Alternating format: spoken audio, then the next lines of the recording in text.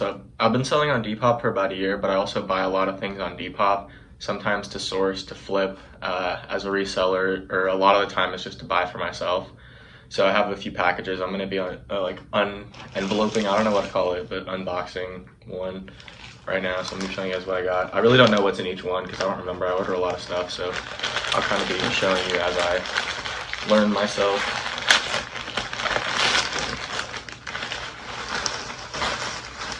Super cool. So this is a Harley Davidson tee. I'll show you the graphic up closer, but I've never had a Harley Davidson tee. They're like essential basically if you're a reseller, thrifter, basically anybody with a good sense of fashion. I mean, you need a Harley Davidson tee. And this one just like, the front graphic was different than any ones I had seen before because it's like a cool cream colorway.